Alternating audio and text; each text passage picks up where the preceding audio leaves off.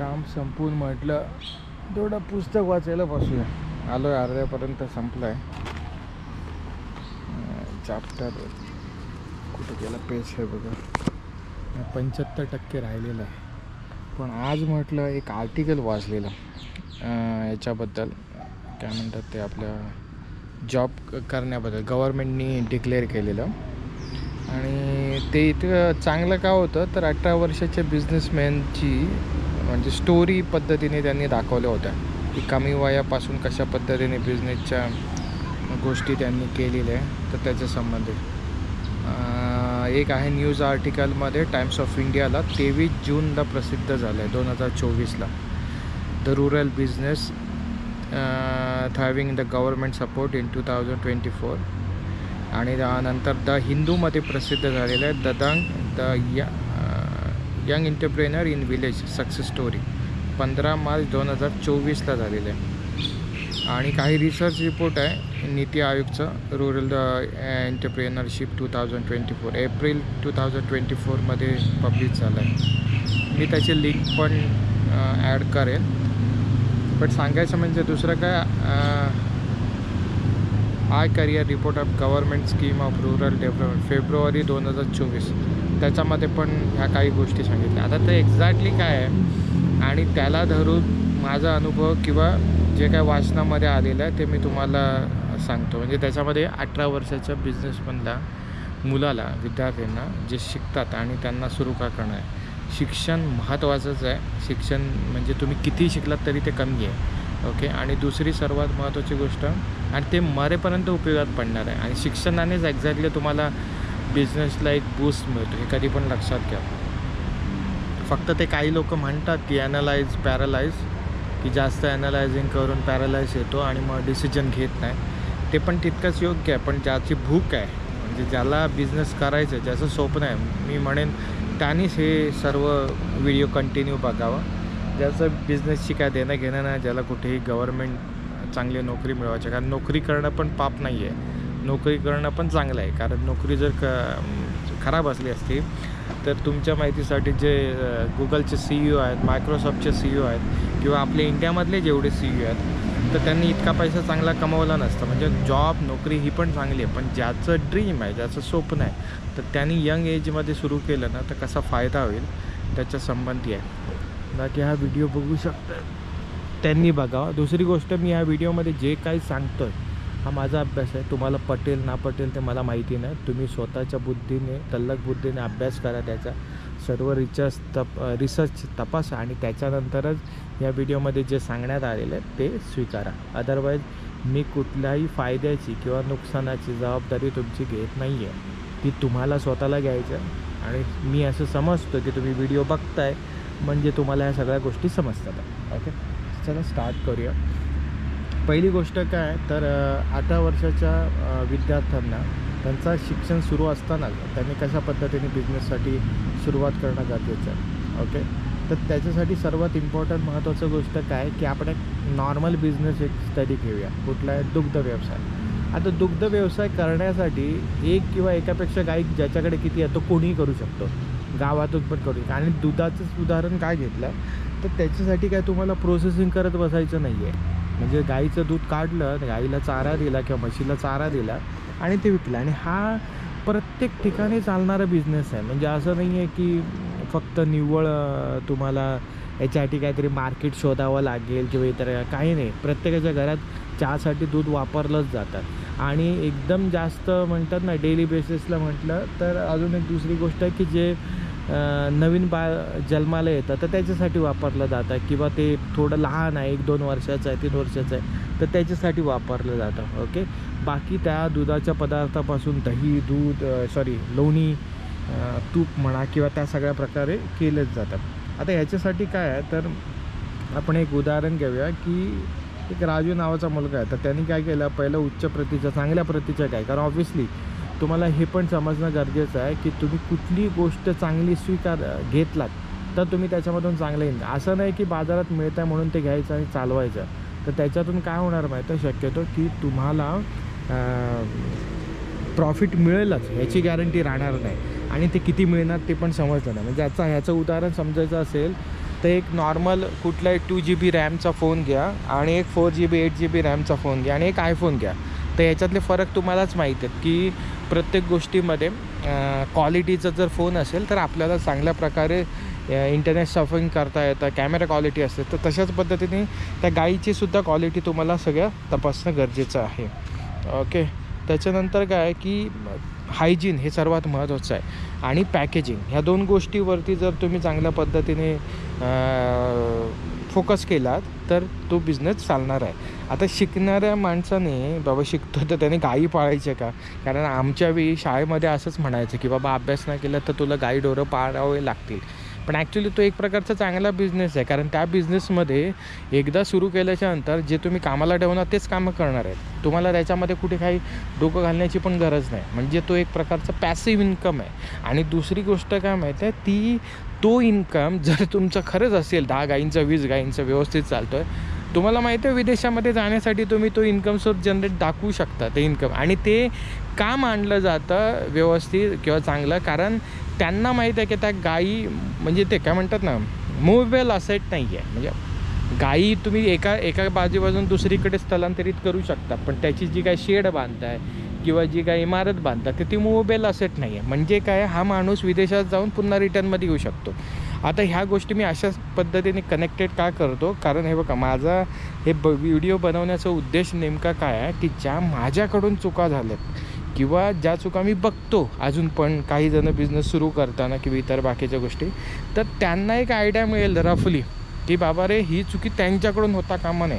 आणि तुम्हाला खरंच प्रॉफिट झाला असेल तर बाबा एक कमेंट तुम्ही करू शकता नंतर.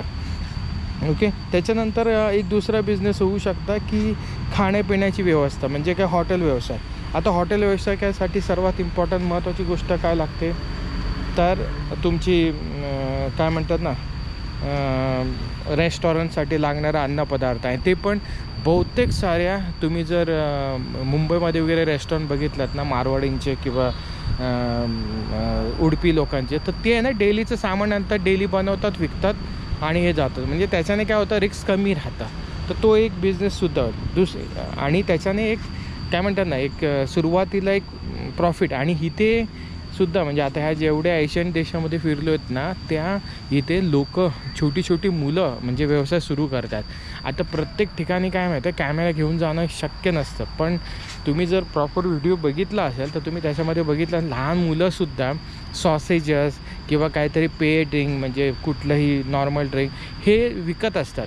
आणि माझं जर एक्झाम्पल घेतलं तर मलासुद्धा माझ्या वडिलांकडून एक गोष्ट चांगली मिळाली की ती गावाकडून शेंगा घेऊन यायचे आणि ड्रमस्टिक, आणि मग ती बाजारात जाऊन मी विकायचो. ओके. म्हणजे त्याच्याने माझीसुद्धा त्या गोष्टीबद्दल रुची निर्माण झाली. हां, फक्त एक निगेटिव्ह इम्पॅक्ट म्हणजे निगेटिव्ह गोष्ट मी माझी म्हणतो ती म्हणजे काय माहिती आहे, शिक्षणामध्ये काही कारणास्तव गॅप पडली, म्हणजे वडिलांचा आजारपण, आणि त्याच्यामधून स्वतःचा माझं दुर्लक्षमध्ये झाला या सगळ्या गोष्टीमध्ये. कारण पैसा इम्पॉर्टंट वाटायचा, पण तुमच्यासाठी सांगतो पैसा इम्पॉर्टंट नाही आहे. पैसा फक्त एक टूल्स आहे. इम्पॉर्टंट काय माहिती आहे, स्किल. तुमच्याकडे कुठल्या प्रकारच्या स्किल्स आहेत त्याच्यावरती डिपेंड ठरतं की तुम्ही किती वेळ सस्टेन करू शकता. आता बघा या गोष्टी सर्व गोष्टीमध्ये मी माझं स्किल काय ठरवलं की जो मला आलेला अनुभव आहे किंवा जो फिरतीचा सगळ्या गोष्टी आहेत त्याचा फायदा कसा करून घेता येईल. कारण नुसतं फक्त फिरत राहिलो तर त्याचा काय उपयोग नाही आहे. किंवा ते जसे लोक बाकीच्या थायलंडच्या काय काय गोष्टी दाखवतात फक्त मजा एन्जॉयमेंट, तर तेवढं पुरतंच नाही आहे. इथं निसर्गसुद्धा रम्य आहे. तर त्याच पद्धतीने तुम्हाला ह्या टॉपिकला धरून ओके गायींची मग त्यांची निगा राखायच्या, स्वच्छता राखायच्या, त्यांची वैद्यकीय तपासणी करायच्या, त्या सगळ्या गोष्टी तुम्ही बघणं गरजेचं आहे. तुमच्या दुधाचा वाढ कशा पद्धतीने होईल म्हणजे बाजारपेठ. आता इथे दुधाच्या ठिकाणी तुम्ही कुठलाही फळ मार्केट किंवा हॉटेल रेस्टॉरंटचं उदाहरण घेऊ शकता. सेम पद्धतीनेच काम करायचे आहेत, म्हणजे सेमच गोष्टी तुम्हाला तपासायच्या आहेत. ओके. त्याच्यानंतर दुधाच्या प्रक्रियेपासून तुम्हाला काय बनवता येतं, ऑब्व्हियसली ते दही, ताक, लोणी ह्या सगळ्या गोष्टी, त्याचं बाजारपेठ कुठे आहे ह्या सगळ्या गोष्टी. म्हणजे एक प्रोडक्ट घ्या, त्या प्रोडक्टला धरून सुरुवातीला बेसिक चालवा आणि मग हळूहळू डेव्हलप करा. कारण बघा गाय आणायला घरी गावात वगैरे राहत असाल, आणि मोस्टली मी ह्या गावातवाल्यांसाठी बनवतो आहे, तर तुम्हाला तिथे कुठलंही मोठं एफर्ट करण्याची गरज लागणार नाही, हे लक्षात घ्या. हां, ऑब्व्हियसली गाय महागच असणार आहे आजच्या घडीला किंवा काय, पण त्याचासुद्धा तुम्ही सेविंग करून, कुठे जॉब नोकरी करून, छोट्या छोट्या पैसे जमा करून जर तुम्ही सुरुवात केला तर त्या गोष्टी होऊ शकतात. ओके. आता याच्यात काय माहिती आहे की व्यवसायाला पैसे मिळवण्यासाठी तुम्ही महिन्याला जे काय असेल छोट्या मोठ्याचं सेविंग करू शकता. कारण सेविंग हे सुद्धा सर्वात महत्त्वाचं आहे. मी माझ्या लाईफमध्ये मी जसं बोललो, शेंगा विकल्यात, पेपर विकलेत किंवा कुठे काम केलं, पण त्याच्यामध्ये आहे ना मला सेविंगचा अर्थ तेवढा समजला नाही. हां, पण ज्यावेळी वॉरन बफेटांचं किंवा स्टीव्ह जॉबचं पुस्तकं वाचल्यानंतर मुंबईमध्ये सेविंगच्या गोष्टी समजल्या. पण शेवटी वॉरन बफेटचं एक वाक्य आहे आणि स्टीव्ह जॉबसुद्धा म्हणतात की स्वतःवर इन्व्हेस्ट करा. आणि मुंबईमध्ये आल्यानंतर ज्यावेळी एका म्हणतात ना स्वतःच्या रिलिजनबद्दल जास्त माहिती मिळायला लागली, डॉक्टर बाबासाहेब आंबेडकर समजले, गौतम बुद्ध समजले, त्यानंतर अशी गोष्ट वाटते जे स्वीकारल्याच्यानंतर की बाबा रे स्वतःवर इन्व्हेस्ट केल्या पाहिजे. म्हणजे स्वतःच्या नॉलेजवरती इन्व्हेस्ट केला पाहिजे. म्हणजे स्वतःवर इन्व्हेस्ट म्हणजे कपडे चांगले, गाड्या वगैरे फिरवणं, तो बाकीचं रोग. ती चुकीसुद्धा माझ्याकडून झालेली आहे. मग ती गोष्टसुद्धा तुम्हाला समजून घेणं गरजेचं आहे की स्वतःवरती इन्व्हेस्ट करणं म्हणजे स्वतःच्या नॉलेजमध्ये भर घालणं गरजेचं आहे. आणि तुमचा जो प्रवास आहे, म्हणजे आता तुम्ही दूध असाल तर दूध आता तुमच्या गावापासून सुरू करत आहे, मग तुम्ही शहरापर्यंत मोठे होत आहे, तालुक्यापर्यंत मोठे होत आहे, जिल्ह्यापुरतं मोठे होत आहे, मग पुऱ्या देशापुरतं मोठं होतं आहे आणि मग एक्सपोर्ट करताय. अशा पद्धतीने स्टेप आहेत. त्याच्यामध्ये कशी वाढ होईल ते बघणं गरजेचं आहे, ना की प्रत्येक गोष्टीला मोमेंटला तो तुम्ही बिझनेस शिफ्ट करत राहाल. कारण शिफ्ट करण्यामुळे होतं काय माहिती आहे तुम्हाला, हां ठीक आहे शिफ्ट केल्याने एक वेगळा सोर्स निर्माण होतो आणि काही गोष्टी समजतात फेलियर, पण त्या सगळ्या गोष्टीमध्ये अडकून राहून ना तुम्ही तुमचा वेळ वाया घालवता आणि तो वेळ पुन्हा रिटर्न येत नाही. हे लक्षात घ्या, ही सर्वात इम्पॉर्टंट महत्त्वाची गोष्ट आहे. ओके. इथे थांबण्यापूर्वी मी तुम्हाला अजून एक गोष्ट सांगतो. तर ह्या व्हिडिओमधून तुम्हाला बरेच काही म्हणजे वेगवेगळे प्रोजेक्शनचे विषयसुद्धा समजणार आहे, त्याच्यामुळे कंटिन्यू व्यवस्थित बघा. ओके. त्याच्यानंतर येतं आता राहतो काय की हे एक नॉर्मल उदाहरण झालं. आता व्यवसायाची निवड करताना काय करणं गरजेचं आहे, तर स्वतःची पहिली आवड काय आहे, म्हणजे मला काय आवडतं हे तुम्ही समजून घेणं गरजेचं आहे. आणि हे अर्ली एजमध्ये जेवढं समजेल तेवढं बरं आहे, कारण तुम्ही शिकत असता. तर त्याच्यामुळे कसं आहे, त्याच्यासंबंधी कुठलंही नॉलेज जर तुम्हाला ग्रहण करायचं असेल तर ते इझी पडतं. लायब्ररी असतात, शिक्षक असतात किंवा त्याच्या रिलेटेड तुम्ही कोणालाही प्रश्न विचारू शकता. कोणीही व्यक्ती तुम्हाला फ्रीमध्ये ते नॉलेज देऊ शकता. कारण विद्यार्थी वर्गात हेच सर्वात एक महत्त्वाचं सोर्स असतो की तुम्हाला मोफत प्रत्येक गोष्टी दिल्या जातात. इवन मी बघितलेलं, मी ज्यावेळी कुठेही काम करायला असं म्हणजे काय म्हणते फिरतो किंवा काय ना, तर ते लोक मला जेवणाची वेळ असेल तर जेवण पण ऑफर करायचे, चहा पाणी नाश्ता ऑफर करायचे. तर ही गोष्ट त्यावेळी मिळते म्हणजे आणि तो लाज निघून जाते. तसं बघायला गेलं तर मला बोलायला आवडत नव्हतं, पण आवडायला कधी लागले ज्यावेळी माणसाची स्वतःची भूक असते. त्याच्यामुळे तुम्हाला तुमची स्वतःची भूक ओळखणं गरजेचं आहे काय आहे ती.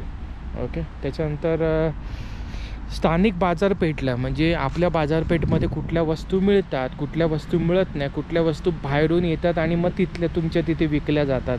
तर त्या गोष्टीचा सुद्धा तुम्ही अभ्यास केला तरी एका कॅटेगरीमधून बिझनेसची सुरुवात करू शकता. ओके. त्याच्यानंतर काय राहतं की याच्यातलं संशोधन काय करायचं एक्झॅक्टली, म्हणजे रिसर्च रिपोर्टनुसार काय वागायचं. तर ते म्हणजे काय माहिती आहे की प्रत्येक व्यवसायाला त्याच्यामध्ये एक बाजारपेठ असते. म्हणजे एक दुकानदार असेल तर दुसऱ्या बाजूला दुकानदार लागला की त्याच्यामध्ये स्पर्धा सुरू झाली. तर ही स्पर्धामध्ये उतरण्यापेक्षा तुम्ही तुमची स्वतःची काय म्हणतात ना एक फील्ड निर्माण कशी करता येईल, त्या फील्डमध्ये तुम्ही कशी माहीर असाल. म्हणजे आता फॉर एक्झाम्पल मी बघाल की मला यूट्यूबचं चॅनल जर हे माझं बघितलं तर 2013मध्ये मी सुरू केलेलं आहे. काहीतरी पहिला व्हिडिओ पडलेला आहे 2013च्या वर्षभरात आम्ही जे काय एकत्र येऊन आम्ही मुलं सर्व करायचो. ओके.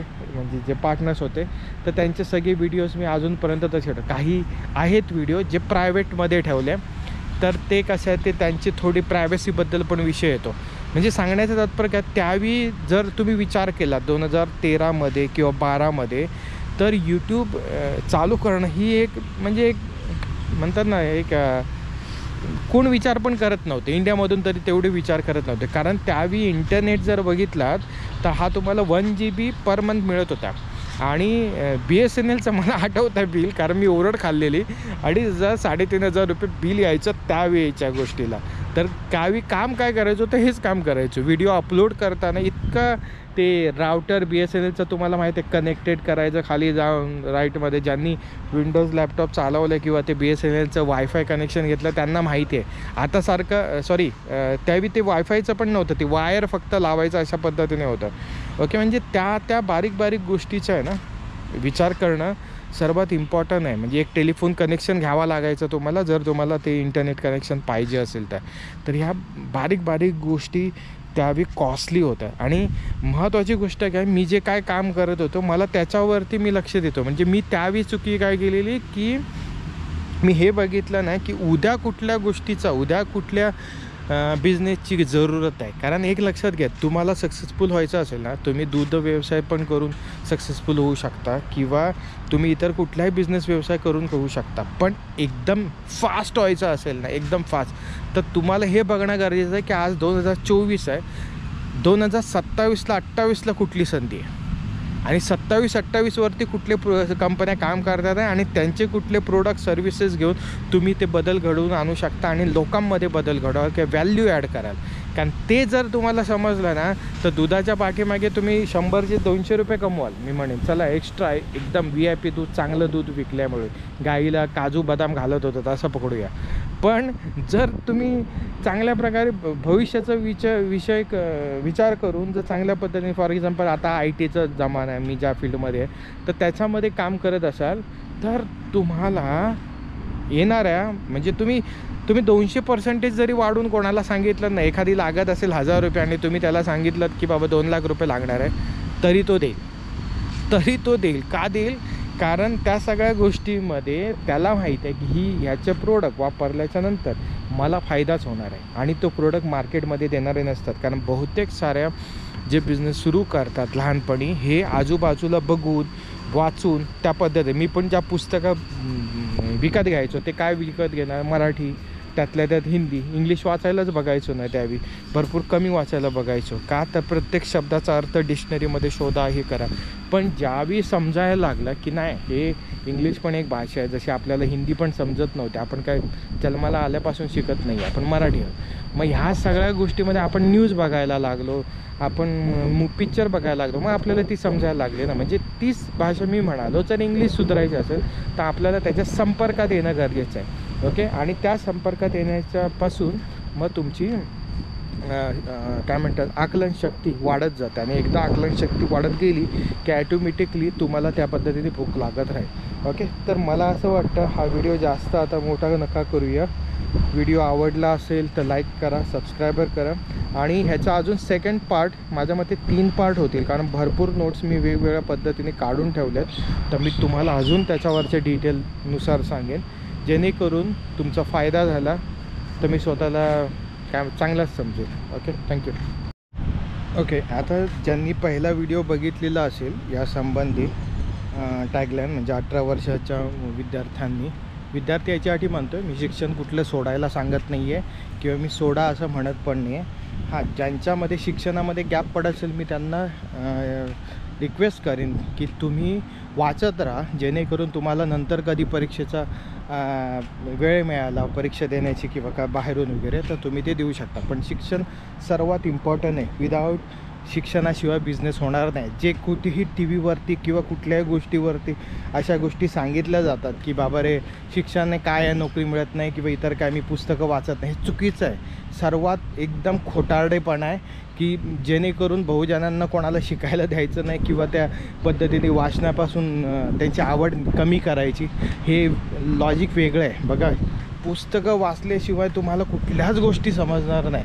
आणि मी म्हणतो पुस्तकं सोडा, का वाचणं गरजेचं आहे? कारण तुमच्या मेंदूला जसं तुम्ही बॉडी बनवता तेव्हा त्या बॉडी बनवताना तुम्ही वेट लिफ्टिंग करता, काय पंपिंग करता, तुम्ही बायसेप ट्रायसेप वाढवता, चेस्ट वाढवतात, तर त्या सगळ्या गोष्टीमध्ये ऑब्व्हियसली तुम्ही जिममध्ये जाता, एक्सरसाइज करता किंवा क्रिकेट खेळता, वारंवार क्रिकेट खेळता म्हणून तुम्हाला चांगलं बॅट्समन बोललं जातं ना, किंवा बॉलिंग चांगली करता बॉलर बोललं जातं, किंवा फिल्डिंग चांगली करता फिल्डर बोललं जातं. त्याच पद्धतीने मेंदूला तल्लख बनवण्यासाठी वाचनाची आवड असणं गरजेचं आहे.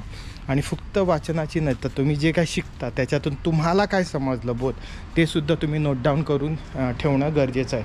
त्याच्याने तुम्हाला ह्या गोष्टी समजतील की मी जे वाचतो आहे ते मला अंडरस्टँड करता येतं आहे का. आणि ह्याचा उपयोग बिझनेसमध्ये कसा होतो, कारण काही बिझनेसमध्ये काही कॉन्ट्रॅक्ट लिस्टचे D&D ॲग्रीमेंट्स असतात, काही परचेस ऑर्डर असते, सेल ऑर्डर असतात किंवा पेमेंट गेटवेच्या ऑर्डर्स असतात. ही गोष्ट जर तुम्ही वाचनामध्ये आता कमी असाल असं पकडून चालूया तर तुम्हाला कसे समजणार, म्हणजे तिथे नुकसान कोणाचं आहे, तुमचं आहे.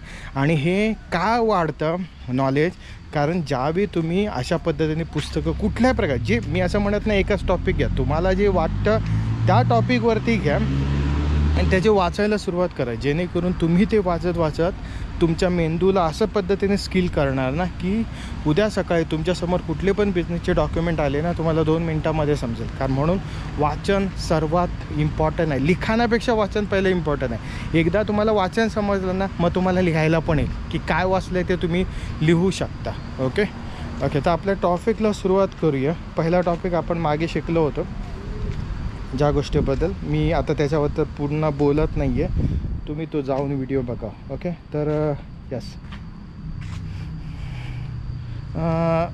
सेवा गुणवत्ता म्हणजे ही पण एक चांगल्या प्रकारची बिझनेस श्रेणी आहे की आपण कुठलीही म्हणजे कुठलं प्रोडक्ट बनवत नाही आहे ना, कुठलं काय म्हणतात ना, म्हणजे जे काय गावामध्ये राहून आपण फक्त सेवा देतो. काय देतो आहे, समजा कोण म्हातारे कोतारे आहेत त्यांना त्यांच्या औषधाची देखभाल म्हणजे नर्सिंग पद्धतीने काम म्हणा किंवा त्यांचं टेक केअर करण्याचं काम, हे सुद्धा एक छोटं बघितलात ना किंवा आपल्या आईवडिलांची काळजी घेणं हे सुद्धा एक प्रकारचं काम आहे.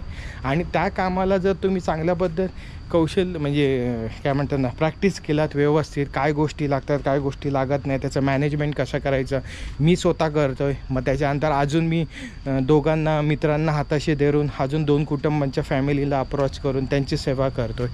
हे अशा प्रकारचं काम केला तरी त्याच्यातून पैसे मिळू शकतात म्हणजे शालेय जीवनापासून म्हणा किंवा तुमच्या कॉलेज जीवनापासून. कारण याच्यामध्ये कुठलं काय नॉलेज नाही आहे, तुम्हाला कुठलं गॅजेट लागत नाही, काय नाही. तुम्हाला ज्या सगळ्या गोष्टी आहेत टेक केअरच्या तो तुम्हाला तुमचा कस्टमरच पुरवतो आहे. आणि हे मी असं का म्हणतो आहे, कारण बघा याच्याने तुम्ही म्हणजे तुमच्या वयापेक्षा जास्त माणसाच्या ज्यावेळी संपर्कात येतं किंवा त्यांची सेवा करता त्यावर तुम्हाला अधिक चांगलं नॉलेज मिळतं.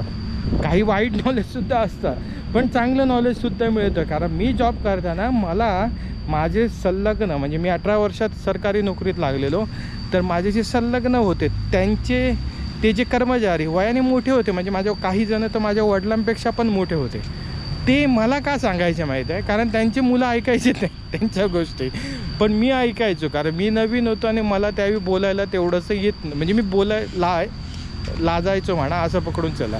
कारण लागलं जॉब आणि मी माझ्याच विचारात, कारण एकटा आहे फॅमिलीपासून, समजलं ना 18 वर्षाचा मुलगा म्हणजे तुम्ही आता समजून चला कशा पद्धतीने. आणि जबाबदाऱ्या बाकीच्या गोष्टी, मला स्वतःला काहीतरी करायचं आहे. ते वय कसं असतं, चुका करणारं असतं. तर सांगायचं तात्पर्य काय की त्यावेळी त्या गोष्टी समजायला मिळाल्या आणि त्याच्यातून माझा फायदाच झाला. का फायदा झाला, कारण त्या वयापर्यंत मी भरपूरच म्युच्युअर्ड प्रत्येक गोष्टीमध्ये विचार करायचो आणि म्हणून कदाचित मला माझ्या फॅमिलीमधून असा रिप्लाय असा की तुला जमणार नाही. कारण त्यांना माहिती नव्हतं की मी काय सहन केलं आहे ते माझ्या आयुष्यात. त्यांना फक्त एवढंच दिसत होतं की 18 वर्षात कोण काही करत नाही. आणि ही सर्वात महत्त्वाची फॅमिलीची चुकी असते. आणि ह्याला तुम्ही खोटं कसं पाडू शकता, तर तुम्ही स्वतःला आयुष्यात जे काय बनायचं ना, ज्या वयात तुम्हाला समजेल तिथून तुम्ही सुरुवात करणं गरजेचं आहे. आणि सेवा बिझनेस फायद्याचं काय आहे की फ्युचरमध्ये जसं आता मी तुम्हाला सांगितलं, तुम्ही एकट्याने सुरू केलात, मग दोघांना घेतलात, तिघांना घेतलात, वाढवलात बिझनेस.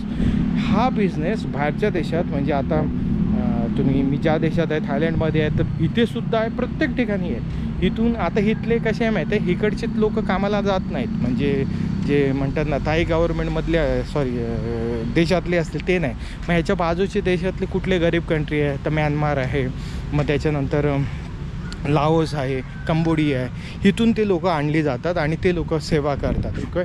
आणि थायलंडमध्ये हा बिझनेस का चालतो, कारण थायलंडचं गणित कसं आहे ना, तर रिटायरमेंट लाईफ एन्जॉय करण्यासाठी येतात लोकं इथे, म्हणजे लोक फॉरेनमध्ये. आणि मी जेवढ्या लोकांना भेटलो म्हणजे आता इतक्या वर्षामध्ये ना, प्रत्येकजण म्हणजे मग तो मी जिथे राहतो तिथला फ्रेंच मालक असू दे किंवा काय, हे प्रत्येकजण इथे स्टेबल झाले आहेत, म्हणजे इथे स्थायिक झाले आहेत. आणि हे का झालं तर हे एक्सपेन्सिव्ह नाही आहे त्यांच्यासाठी, स्वस्त आहे.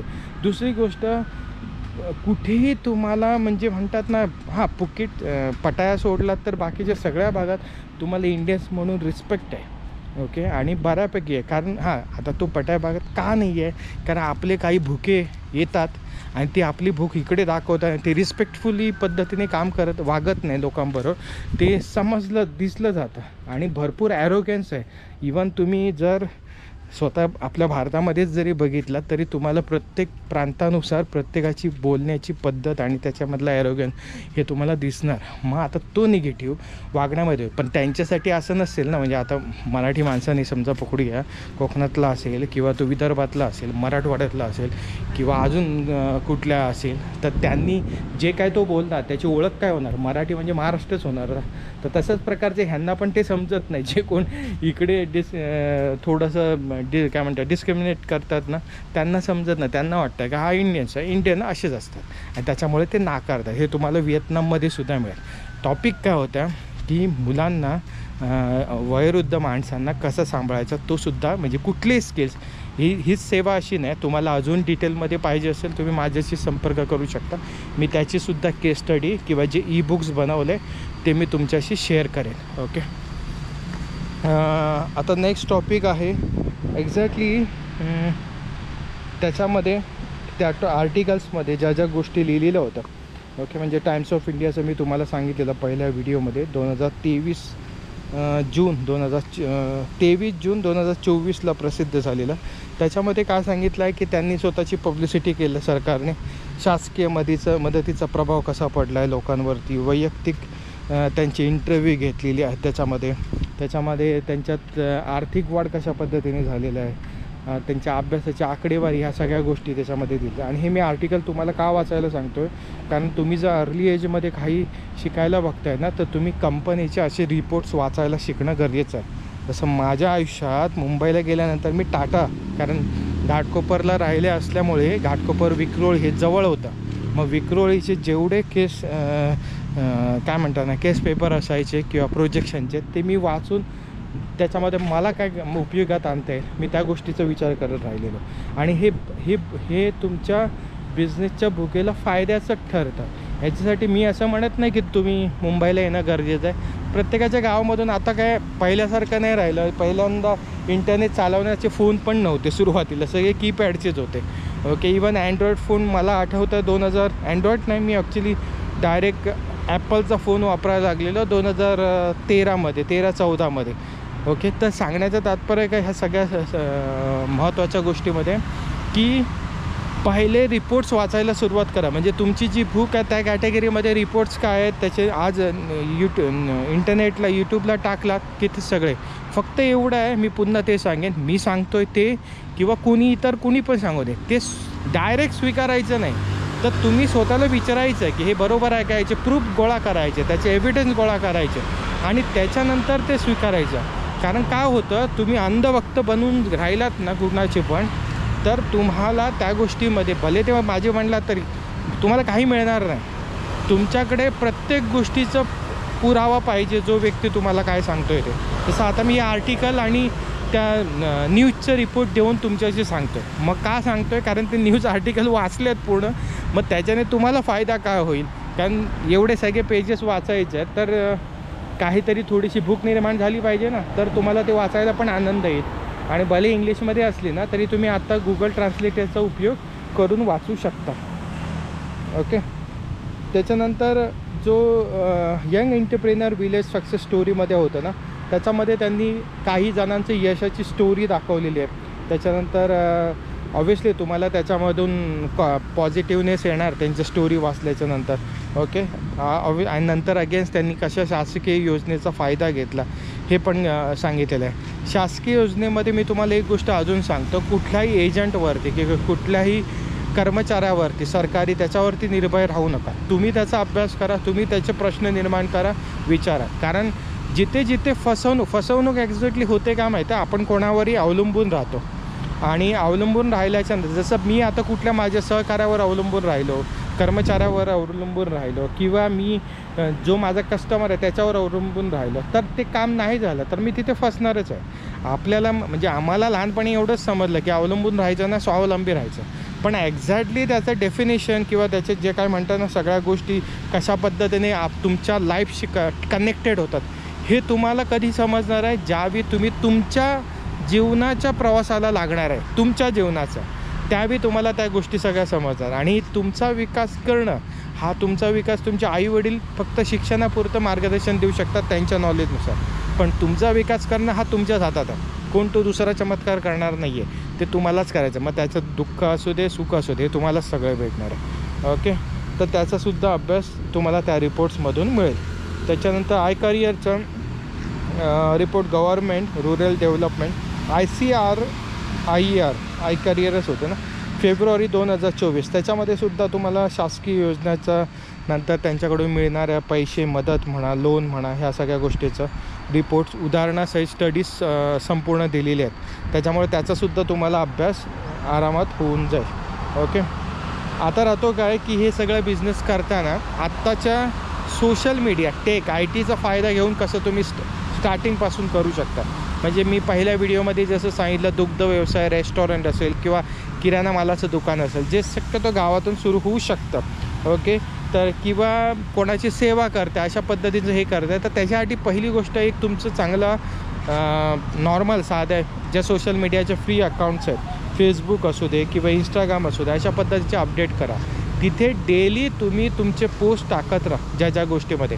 आणि त्याच्यासाठी बघण्यासाठी यूट्यूबवरती जाऊन पहिले कोण आहेत का तसे, किंवा इंस्टाग्रामवरती तसे पेजेस आहेत का, कीवर्ड टाईप करून ते बघा. त्यांच्याकडून काही त्यांच्या गोष्टीमधून शिका आणि त्याच्या पद्धतीने तुम्हाला करता येईल का. कारण आज मी आता बाहेर फिरताना ती महाराष्ट्राची हास्य जत्रा कार्यक्रम बघत राहतो. कॉमेडी बघा ना, म्हणजे दुसऱ्याच्या घाणेरड्या दिसण्यावरती किंवा त्याच्यावरती टीका करून हसण्यापेक्षा असे काही टॉपिक त्यांनी दाखवलेले आहे की ज्याच्यातून नॉलेजसुद्धा वाढतं सर्वसामान्याचं आणि त्याचबरोबर कॉमेडीसुद्धा बघायला मिळतं. ह्याला असं काहीतरी तुम्ही करू शकता का की ज्याच्याने तुम्ही लोकांना कुठलं प्रोडक्ट किंवा सेवा देताना त्यांच्या चवीमध्ये, त्यांच्या सेवेमध्ये किंवा त्यांच्या प्रोडक्ट जे देतात त्याच्याने फायदा होतो आहे का, याचा निरंतर तुम्ही जिथपर्यंत विचार करत राहाल किंवा त्याच्या रिलेटेड कुठले प्रोडक्ट अजून देतात हे बघाल, तिथपर्यंत होत नाही. फॉर एक्झाम्पल आता जे आम्ही SaaSवरती काम करतो आहे, तर त्या SaaSवरती जर ते प्रोडक्ट ते सॉफ्टवेअर कोणाला उपयोगाचंच पडलं नाही तर ते प्रोडक्ट विकलं जाईल का, नाही जाणार. आणि चला आपण थुकबाजी लावून ते कोणाला विकण्याचा प्रयत्नसुद्धा केला आणि कोणी ते घेतला असं पकडून चला, तर त्याच्याने काय होणार, एक निगेटिव्ह कमेंटच येणार आहे. आणि तो निगेटिव्ह कमेंट काय तुम्ही एक टायमाला बाबा त्याला विकून टाकाल 10 लाखाला 20 लाखाला जे काय, पण त्याच्यानंतर काय, रिकरिंग बिझनेस नाही आहे. मग रिकरिंग बिझनेससाठी तुम्हाला ह्या सर्व गोष्टी सर्वात इम्पॉर्टंट आहे की तुमचं सोशल इम्पॅक्ट किती आहे लोकांमध्ये. ओके. त्याच्यावरती तुमचे कस्टमरसुद्धा पुढे पोचले जातील. ओके. त्याच्यानंतर काय, आता व्हॉट्सअप बेस्ट आहे मार्केटिंग. त्याचा तुम्ही API घेऊन फेसबुक अकाउंट असेल तर तुमचं व्हॉट्सअप API इझिली तुम्हाला मिळू शकतं. मग त्याच्याने तुम्ही मल्टिपल लोकांना व्हॉट्सअपवरती मेसेजेस पाठवू शकता. आता व्हॉट्सअपवरती चॅनल स्वतःचं सुरू करू शकता. पेमेंट झालेलं आहे सुरू व्हॉट्सअपवरती. म्हणजे बघा ह्या सगळ्या फ्री टूल्सचा ज्यावेळी नवीन कंपनी आहे त्याबी फायदा करून घ्या. आणि याच्यासाठी तुम्हाला व्हॉट्सअपवर रजिस्ट्रेशन करण्यासाठी तुमचं सर्टिफिकेट आत्तापर्यंत मागितलं जात नाही आहे, ह्याच्या पुढे नक्कीच मागितलं जाणार. कारण आता फेसबुकवरती मागितलं जात आहे एखादं बिझनेस पेज असेल का, आता स्कॅमर्स भरपूर आलेले ते सगळे पोस्ट टाकतात आहे, त्याच्यामुळे ह्या सगळ्या गोष्टी. ओके. ओके. आता याच्यामध्ये एक उदाहरण आपण अशा पद्धतीने घेऊया की किराणा मालाचं दुकान आहे, सर्वसामान्य आहे, नॉर्मल किराणा माल पकडा किंवा तुम्ही कुठलाही माल त्याच्यामध्ये पकडा. कुठलं तुम्ही खेळाचे स्पोर्टचं वेअर दुकान टाकताय, टी शर्टचं दुकान टाकताय, शूज विकण्याचं दुकान टाकताय, ड्रॉइंग बुक आणि त्याच्या रिलेटेड तुम्ही पेंटिंग आर्टिस्टसाठी शॉप बनवता, म्युझिकसाठी तुम्ही कॅसेट वगैरे असं काहीतरी शॉप वगैरे सुरू करताय, ते कुठलंही असू दे. मी फक्त एक नॉर्मल किराणा माल घेतला की कारण ते प्रत्येकाशी कनेक्टेड आहे. ओके, तर त्याचं पहिलं काय तर प्रोफाईल सुरू करायचं. तुमचे जे काय प्रोडक्ट्स आहेत, ओके, त्याची तुमची प्राईस किती आहेत इंस्टाग्रामवरती ती तुम्ही शेअर करू शकता की बाबा डाळीची किंमत आज एवढ्याने कमी झालेली आहे, तर त्या सगळ्या किमती घेऊ शकता. त्याच्यानंतर काय तुमच्या ग्राहकांची प्रतिक्रिया, म्हणजे सामान देत आहे त्याच्यामधून फायदा काय होतो आहे, भरपूर हास्यात्मक आहे गावातल्या लोकांची प्रतिक्रिया घेणं, पण सर्वात इम्पॉर्टंट काय हे सर्व करावं लागतं आताच्या वेळेत. जसं न्यूजवालेसुद्धा एखाद्या व्यक्ती मेल्यावरती त्याच्या घरात जाऊन त्याला विचारतात कसं वाटतं आहे, काय वाटतं आहे. तर हे बघा, बिझनेस वाढवायचा आहे ना, तर सर्वात महत्त्वाची गोष्ट तुम्हाला त्याच्यामध्ये क्रिएटिव्हिटी आणणं गरजेचं आहे. नाहीतर मग तुम्ही नॉर्मल साधा एक जसं आपल्या गावी एस टीमधून उतरल्यावर एक दुकान लागायचं तसलं दुकान राहील. पण तुम्हाला जर मोठा एम्पायर सुरू करायचं आहे तर ह्या प्रत्येक गोष्टी लोक हसो, लोक कमेंट करू दे, करतील. 500 आता बघा 333 काहीतरी व्हिडिओ झाले आहेत माझे. 500 व्हिडिओ करेन, 1000 व्हिडिओ करेन, जिथपर्यंत आहे जिवंत तिथपर्यंत व्हिडिओ टाकेन. कधीतरी येईल, नाही आलं तरी त्याचा काही उपयोग हे म्हणजे काय म्हणतात नुकसान नाही आहे ना, कारण यूट्यूब फ्री टूल्स आहे. कॅमेरा फक्त आपल्याला इन्व्हेस्ट करावा लागतो आणि इंटरनेट, दॅट्स इट, आणि आपला वेळ. पण त्याच्यामधून काय होतं, ज्यावेळी मी अशा कॅमेऱ्याशी संपर्क साधत असतो त्यावेळी मला माझ्या चुका पण समजतात आणि मग त्या मी अपग्रेड करायला बघतो. सध्या तरी तसं बघतो. ते तुम्हाला टाईमलाईन जर बघितलात व्हिडिओची तर त्याच्यानुसार समजेल की काय इम्प्रूव्हमेंट झालं. ओके, त्याच्यानंतर हॅशटॅग वापरणं शिकणं गरजेचं आहे इंस्टाग्राममध्ये. मार्केटिंग या सर्व गोष्टीमध्ये जर तुम्हाला डिजिटल मार्केटिंगचं ई बुक पाहिजे असेल तुम्ही कमेंट करा, मी तुम्हाला फ्रीमध्ये ते देऊन टाकेल.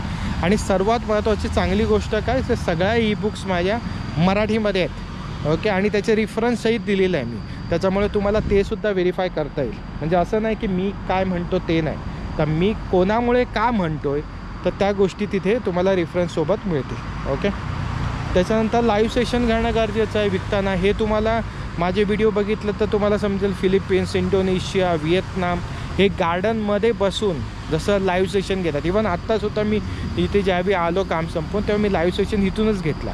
का, बॅकग्राऊंड चांगली आहे आणि सर्वात इम्पॉर्टंट काय आहे की माझ्या मोबाईलचा कॅमेरा तेवढासा खास नाही, तुम्ही व्हिडिओमध्ये बघितलं असेल. मग त्याला जर मी गोप्रो कनेक्ट केला ना तर मी गोप्रोवरून लाईव्ह जातो आणि मोबाईलवरून कमेंट करू शकतो.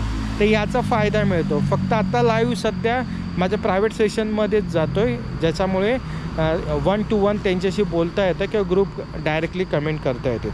तुम्हालासुद्धा तशा पद्धतीने कुठलीही मदत लागत असेल, कुठल्याही नॉलेजची, प्रोडक्टची किंवा काय, तुम्ही विचारू शकता. ओके, तर ओके, आता राहतो काय की काही योजना येतात आपल्या मार्केटमध्ये की प्रधानमंत्री योजना, काय स्टार्टअप इंडिया योजना. स्टार्टअप इंडियामधून काय काय मिळतं आहे तुम्हाला. त्याच्यानंतर त्यांच्या त्या डॉक्युमेंटेशनची कागदपत्राची तयारी कशा पद्धतीने करतात. ओके, त्याच्यासाठी कर्ज कशा पद्धतीने दिलं जातं किंवा इतर काय बाकीच्या गोष्टी. तर ही सुद्धा बिझनेस सुरू करताना बारीक बारीक गोष्टी करणं गरजेचं आहे. आणि सांगितलं तसं तहान लागते त्या विहीर खणायला जायचं नाही आहे.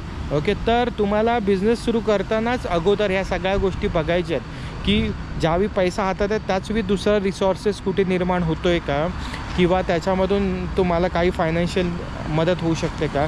कारण तुमच्या अकाउंटला पैसे आहेत, तुमचं फायनान्शियल बॅकग्राऊंड स्ट्रॉंग आहे, व्यवस्थित आहे, त्यावेळी तुमच्यावरती कुठली पण बँक, कुठला पण इन्व्हेस्टर तुम्हाला मदत करायला तयार होऊ शकतो. एकदा तुम्ही नील झालात तर नील झाल्याच्यानंतर कोण मदत करायला होत नाही. कारण काय म्हणतात ना, डुबणाऱ्याला मदत करणारे भरपूर कमी असतात, हे लक्षात घ्या. का मदत कमी असतात, कारण त्यांना भीती असते की ह्याला वाचवायला जाताना आमचा जीव निघून जायचा. ओके, तर ज्यावेळी तुम्ही एकदम सेफ किनाऱ्यावरती आहेत त्यावेळी तुम्ही पुढचा विचार करून, नुकसानाचा विचार करून पुढे चला. आणि कधी पण लक्षात घ्या, बिझनेसमध्ये ए प्लॅन असतो, बी प्लॅन असतो, कधी कधी काही लोक म्हणतात सी पण प्लॅन असतो. पण माझ्या दृष्टीने मला असं वाटतं ना की ए प्लॅनचा विचार करा, आणि ए प्लॅन सक्सेसफुल नाही झाला तर काय तुम्ही करू शकता. तर त्याच्यासाठी तुमच्याकडे बी प्लॅन पण असणं गरजेचं आहे. कारण बी प्लॅन असल्याने तुम्ही जुगारी वृत्तीचे होणार नाही. कारण बिझनेस हा जुगार नाही आहे, बिझनेस हा टोटली सायंटिफिक स्किल आहे. तुम्हाला मानवी मेंदू समजला पाहिजे कसा काम करतो. जसं तुम्ही कॅथलिक रिलिजनची जर सुरुवात बघितलात युरोपमध्ये कशा पद्धतीने सुरू झाले, कसे पोप निर्माण झाले, कसे चर्चेस निर्माण झाले, ह्याच्या बऱ्यापैकी इकॉनॉमिक्समध्ये जर ज्यांचा अभ्यास आहे त्यांना माहिती आहे. पहिली फक्त नॉर्मल चर्च निर्माण झालेले बाल्टिंग सिस्टमसाठी, कारण लोकांकडे पैसा नव्हता. एकाकडून तांदूळ घेऊन त्याला गहू द्यायचे, साखर देऊन दुसरे काहीतरी पदार्थ द्यायचे, तशाने निर्माण झाले. आज बघा कुठे पोहोचलेले आहेत. आपल्या इंडियनच्या सिस्टीमवरती मला कमेंट नाही करायचं, ते तुम्ही जाणकार जे असतील त्यांना प्रत्येकाला माहितीच असेल. प्लस मी आत्ता काहीतरी एक रिसेंटली न्यूज ऐकली की कुठल्या तरी केदारनाथ का त्या साईडला कुठेतरी ते सोनं काहीतरी चोरीला गेलं. म्हणजे विचार करा.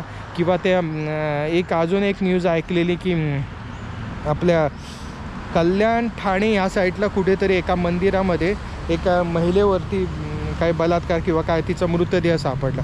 म्हणजे आता ह्या साध्या गोष्टी समजून चला की ही सर्व महत्त्वाची आहे. त्याच्यात मला एकाचं मी त्याच्यावरती पुष्टी करत नाही आहे, पण मला असं त्यांच्या व्हिडिओमधून त्यांनी सांगितलं होतं की बाबा छत्रपती शिवाजी महाराजांनी त्यांच्या राजवाड्यावरती मंदिरं जेवढी होती त्या मंदिरामध्ये कधीही त्यांनी पुजारी ठेवला नव्हता. आता ह्याच्यात किती खरं आहे खोटं आहे ते तुम्ही मला तपासून सांगा. ओके, तर ह्या गोष्टी मी तुम्हाला कशासाठी सांगतो आहे, कारण ही प्रत्येक गोष्ट जिथे मानसिक गुलामी चांगल्यासाठी किंवा वाईटासाठी जी येते तिथे बिझनेस बनतो, हे लक्षात घ्या. म्हणजे आता चांगल्यासाठी कसं म्हणेन की तुम्हाला अभ्यासाची रूढी लागली, अभ्यासाचे गुलाम झालात तुम्ही, ती मानसिक म्हणजे मेंटली गुलाम होणं, की तुम्ही अभ्यासातून प्रगतीच करणार ना ऑब्व्हियसली, चांगल्या विषयामध्ये मार्क मिळवणार. तर तशा पद्धतीने चांगले व्यसन बाळगा, म्हणजे अभ्यास करण्याचे, पुस्तक वाचण्याचे, लोकांच्या संपर्कात राहण्याचे. लोकांच्या संपर्कात राहून तुम्हाला त्यांचे पॉईंट ऑफ व्ह्यू, त्यांचे विचार हावी करून घ्यायचं नाही, म्हणजे त्यांचे विचार स्वीकारायचे नाही डायरेक्ट. का लोक म्हणतात, कारण बघा तुम्हीसुद्धा लहानपणी बघितलं असेल आपल्या आईवडिलांची भांडणं किंवा शेजाऱ्यांची भांडणं ही कायमस्वरूपी राहिलेली नाही आहेत. ही त्या सिच्युएशनपुरतं मर्यादित राहिलेल्या, नंतर ते कालांतराने बदललेलेच होत आहेत. आणि विचारसुद्धा तसेच असतात, परिस्थितीनुसार विचार बदलतात. तर हे लाईफमध्ये तुम्ही लहान आहात, म्हणजे मी असं अपेक्षित धरतो की हा व्हिडिओ 16-18 वर्षाची मुलं बघतात, तर तुमच्यासाठी ह्या गोष्टी नवीन असतात. तर तुम्ही त्यावेळी कुठले जजमेंट द्यायला जायचं नाही की पप्पांचं काकाबरोबर भांडण जातं आहे तर काका वाईट आहे, नाही आहे. ते जजमेंट त्यावेळीच आहे. तर तुम्ही त्याच्याशी शांत राहायचं, कारण तुम्ही लहान आहात, तुम्हाला अजून काहीच समजलेलं नाही आहे. त्याच्या पाठीमागे कदाचित तुमचा पप्पाच चुकीचा असेल, असं पण असू शकता. तर मी हे उदाहरण दिलं आहे, तर तुम्ही त्याच्यामध्ये कुठली नातेगोटी ॲड करू शकता. तर सांगायचं तात्पर्य काय आहे की ह्या सगळ्या बारीक बारीक गोष्टी बिझनेसलासुद्धा तेवढाच उपयुक्त ठरतात. ओके, त्याच्यानंतर आहे अजून पण आहेत प्रधानमंत्री कौशल्य विकास योजना, त्याच्यानंतर दीनदयाल उपाध्याय ग्रामीण कौशल्य योजना, ह्या गावांसाठी वापरल्या जातात. ओके, तर त्याचासुद्धा तुम्ही अभ्यास करू शकता. म्हणजे त्याच्यामध्ये काय दिलेलं आहे, कुठल्या कुठल्या गोष्टी देतात, त्याच्या वेबसाईटवरती जाऊन तुम्ही ओके त्याची प्रक्रिया सांगतो तुम्हाला. जी प्रधानमंत्री कौशल्य योजना आहे त्याच्या वेबसाईटवरती जाऊन आपलं ओळखपत्र, आधार कार्ड, शैक्षणिक प्रमाणपत्र हे रजिस्टर करून द्यायचं. नंतर तुम्हाला तिथे प्रशिक्षण केंद्रामध्ये पाठवलं जातं, म्हणजे जिथून तुम्हाला नॉलेज प्रशिक्षण घेता येईल त्यात रिलेटेड कोर्सच्या याच्या संलग्न. ओके, त्याच्यानंतर ऑनलाईन कोर्सेससुद्धा आहे. NPTEL national programme on technology enhanced लर्निंगमध्ये, त्यांच्या वेबसाईटलासुद्धा तुम्ही जाऊ शकता, गुगल केल्यावर समजेल.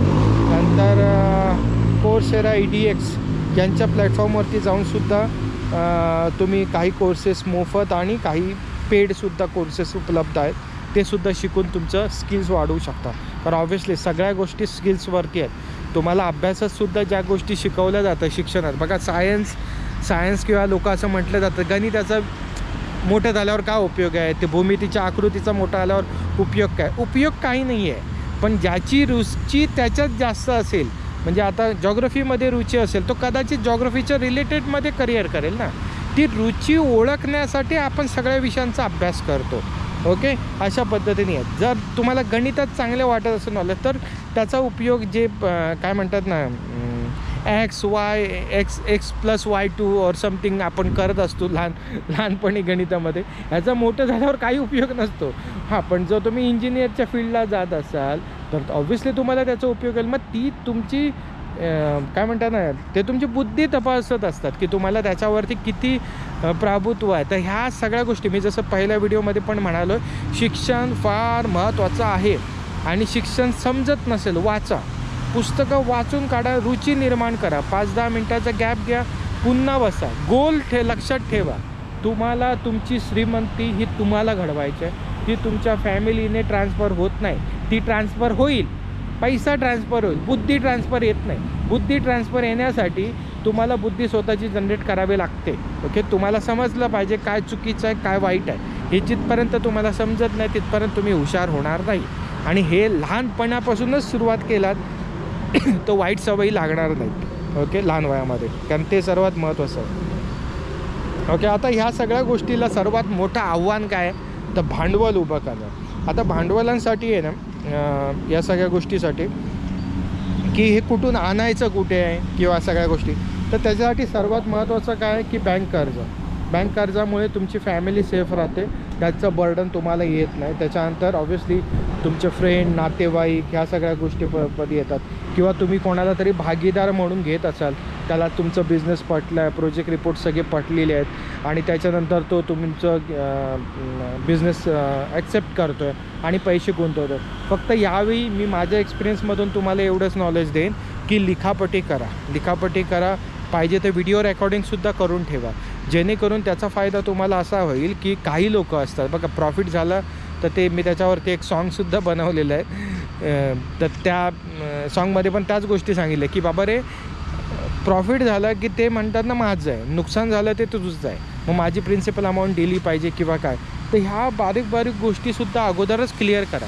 हां, ही गोष्ट मी ॲक्सेप्ट करतो की एखाद्याला नुकसान सांगितल्यावरती तो कशाला तुमच्या बिझनेसमध्ये पैसे गुंतवेल, पण तुम्हाला त्या लेवलपुरतं त्याच्याकडे प्रेझेंटेशन पण देणं गरजेचं आहे. आणि तुम्हाला हे पण समजून घेणं गरजेचं आहे की जसं ते वॉर्न बफेट बोलतात की पहिला नियम, पैसा नुकसान करू नको, लॉस होऊ नकोस. आणि दुसरा काय, पहिला नियम विसरू नकोस. तर सांगण्याचं तात्पर्य काय, ह्या सगळ्या गोष्टी कधी शक्य आहेत ज्यावेळी तुम्ही तुमच्या प्रोजेक्शनमध्ये एकदम प्रॉपर 100% लक्ष देऊन काम करताय. हां, मग आता इथे एक असा प्रश्नसुद्धा निर्माण होतो जो तिसरा असतो, हे सगळा अभ्यास झाला आहे तुमचा, पण तरी पण तुम्ही बिझनेसमध्ये लॉस होता. आता ह्याला कारणीभूत कोण असतात माहीत आहे, तुमचे भागीदारी पण असतात, म्हणजे ज्यांनी पैसे दिले ते पण असतात, आणि त्याच्यानंतर तुमच्यासोबत काम करणारेसुद्धा असतात. त्याला बोलतात पॉलिटिक्स असा हा विषय आहे ना, चांगल्या गोष्टीला आपण म्हणतात ना की भावामध्ये किंवा पूर्ण फॅमिलीमध्ये, बिझनेसमध्ये वाटोळा लावला नाही. आणि पॉलिटिक्स बिझनेसमध्ये चालत नाही. पॉलिटिक्स बिझनेसमध्ये आला की संपूर्ण वाट लागतं.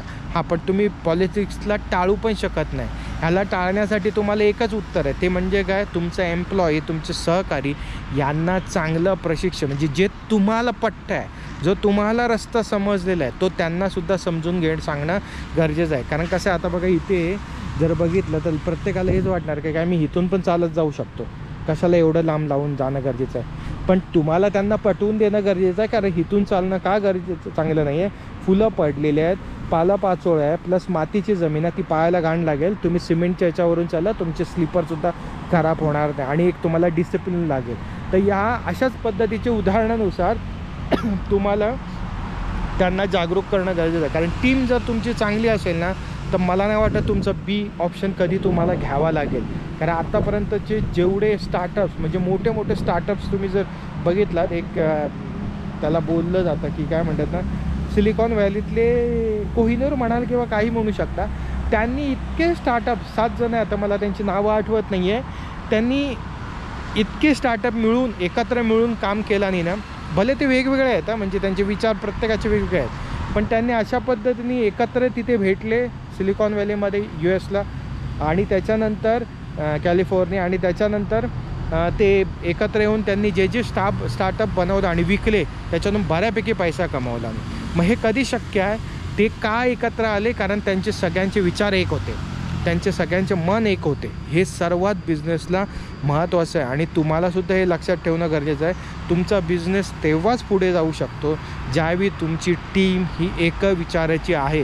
ती जर वेगवेगळ्या, म्हणजे एखाद्या मतावरती त्यांचे मत वेगळे असतील, पण त्यांचा सगळ्यांचा उद्देश एकच असला पाहिजे की कंपनीला पुढे न्यायचं आहे. आणि हे मी तुम्हाला का सांगू शकतो, कारण माझ्या आयुष्यात जेवढ्या गोष्टी घडलेल्या आहे ना, त्याच्यात त्या लोकांचा हा उद्देश नव्हताच की कंपनीला पुढे नेणं. त्या लोकांचा विषय फक्त एवढाच होता की हा चुकीचा आहे आणि हाच जिम्मेदार आहे प्रत्येक गोष्टीला, आणि हे इथेच संपलं पाहिजे, आम्हाला पुढे नाही करायचं आहे. आता असं ज्यावेळी कुठल्या गोष्टी होतं ना ताटातूट, तिथं ऑब्व्हियसली नुकसानच होणार आहे ना, पण ती तेवढी तल्लक बुद्धी त्यांची नसते. रागामध्ये कोणाला समजत नाही, आणि मग रागामधून घेतलेल्या डिसिजनमुळे हमेशा नुकसानच होतं, त्याच्यामध्ये प्रॉफिट काही होत नाही. ओके, आणि आपला वेळ वाया जातो.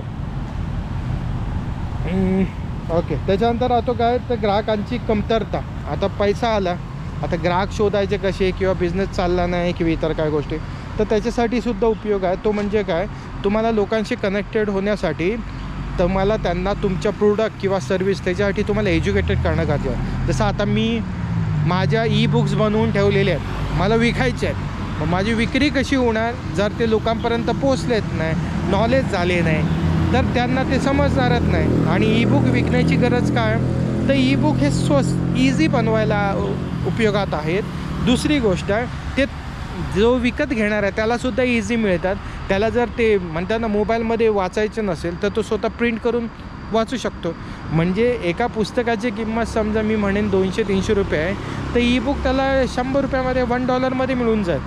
आणि त्याला प्रिंट करून परायचं असेल तर तीसुद्धा तो कमी प्रिंटिंगने काय म्हणतात ना प्रिंटआउट घेऊ शकतो कुठून पण. म्हणजे हा त्याचा कस्टमरचा पण फायदा आहे. आणि तिसरी सर्वात महत्त्वाची काय, त्याला आवडली नाही तरी त्याचं मोठं नुकसान नाही आहे ना. किती रुपये गेले, $1. सो त्या अनुषंगाने त्या सगळ्या गोष्टी येतात. पण त्याच्यामध्ये ॲड व्हॅल्यू किती आहेत, तर त्याला कमीत कमी $100 नॉलेज भेटलं पाहिजे किंवा त्याच्यापेक्षाही जास्त, तरच तो परत रिटर्न येणार आहे किंवा तो आपल्याकडून दुसऱ्या कुठल्या गोष्टीसाठी उपयोगात येईल. ओके, तर हे सर्वात महत्त्वाचं आहे. तुम्ही सोशल मीडियाने तुम्हाला तुमचं प्रोडक्ट, तुमचे सर्व्हिस ह्या सगळ्या गोष्टी लोकांपर्यंत पोहोचून तुमचा क्राऊड वाढवणं गरजेचं आहे. आणि तो हळूहळू वाढणार, म्हणजे काय बोलतात त्याला, ऑर्गॅनिकली वाढलेलं बरं आहे. तुम्ही पेड पण करू शकता, पण पेडला कसं माहिती आहे, लोक तेवढे शेक येतात. ऑर्गॅनिकमध्ये जे ट्रॅफिक जनरेट होतं त्याच्याने तुमचे इन्व्हेस्टरसुद्धा इन्फ्लुएन्स होतात, हे लक्षात घ्या. ओके, आणि त्यांच्या प्रतिक्रियावरती लोकांच्या त्याच्यावरती जे काय तुम्ही म्हणता, फॉर एक्झाम्पल मी व्हिडिओ बनवला आहे त्याच्यावरती मला कोणतरी सांगतं की बाबा हे बुक बरोबर नाही आहे, असा हा टॉपिक बरोबर नाही, दुसऱ्या टॉपिकवरती घ्या. मग त्या टॉपिकने तुम्ही काम करू शकता ना, कारण ऑब्व्हियसली बाजारात विकलं काय जातं, तुम्हाला काय आवडतं ते नाही, लोकांना काय आवडतं ते महत्त्वाचं. तुम्हाला काय आवडलं पाहिजे, तुमच्या स्किल्स, दॅट्स इट. म्हणजे मला बोलता येतं न थांबता 1 तास 2 तास 3 तास 4 तास किंवा त्याच्याबद्दल सांगता येतं. ते सांगण्याच्या अगोदर मला वाचता आलं पाहिजे, तर मी नॉलेज गॅदर करेन ना. सेम त्या पद्धतीने तुम्हाला तुमच्या त्या स्किलच्या रिलेटेड प्रत्येक गोष्टीमध्ये नॉलेज घेणं गरजेचं आहे. ओके, त्याच्यानंतर राहतं काय, व्यवस्थापन. ऑब्व्हियसली मगाशी मी बोललो, व्यवस्थापन हे सर्वात बिझनेसमध्ये महत्त्वाचा रोल आहे.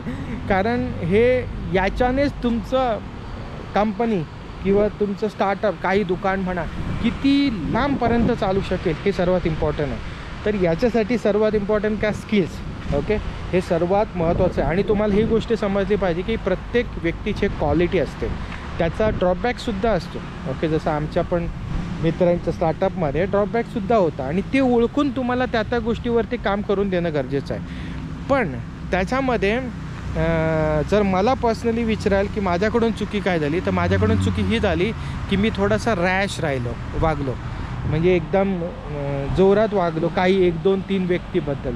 आणि ते वागण्याच्या पाठीमागचं कारण मला हे नव्हतं की त्यांना दुखवायचं.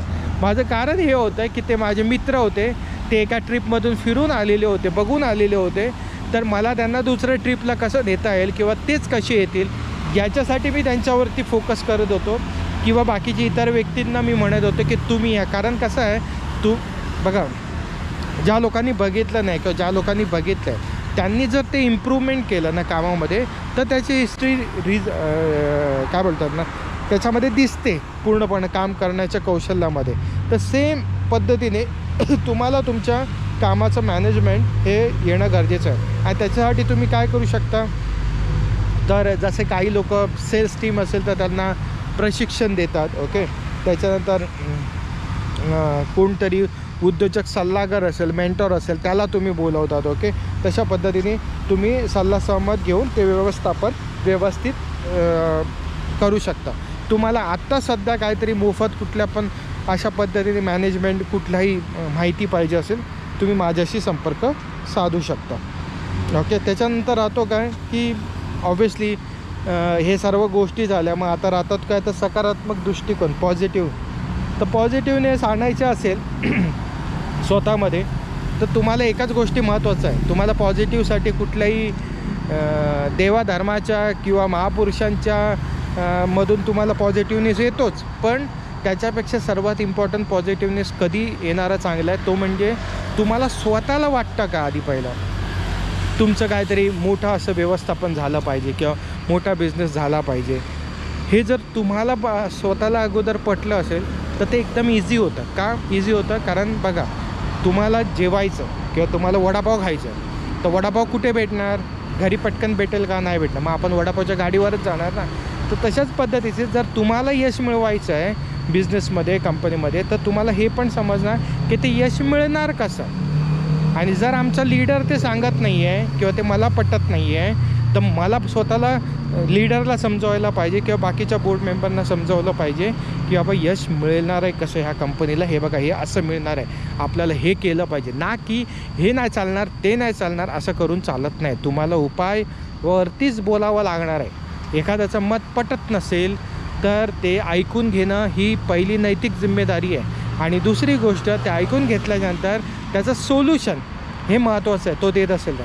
नाही तर फक्त मला पटत नाही हे म्हणायचं आणि गप्प राहायचं तर त्याच्याने काम चालत नाही आहे. ओके, कारण बिझनेसला वाढवण्यासाठी प्रत्येक गोष्ट, प्रत्येक बाबी, प्रत्येक टीम मेंबर किंवा बोर्ड मेंबर हे सर्वच तितके महत्त्वाचे असतात. ओके, आणि याच्यासाठी तुम्ही काय करू शकता तर डेलीचे प्लॅन बनवू शकता. आज काय करायचं, उद्या काय करायचं आहे, त्याच्यामध्ये तुम्ही आज केलेल्या कामामध्ये किती इम्प्रूव्हमेंट पडलं, नाही पडलं तर ते पण लिहून ठेवायचं आहे, ज्याच्याने ती पण एक तुमची चांगली हिस्ट्री निर्माण होईल. एक लक्षात घ्या, मेंदू हा आपला आहे ना, आपण जे काय विचार टाकतो त्याच्यात तो तेच दाखवतो.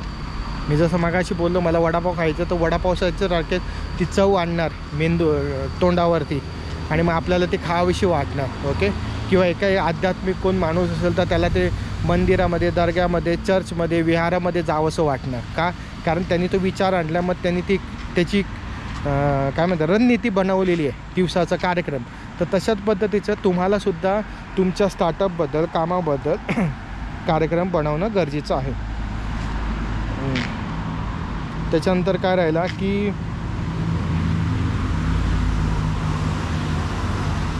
सर्वात इम्पॉर्टंट राहतो तो म्हणजे तुमचा फिजिक्स.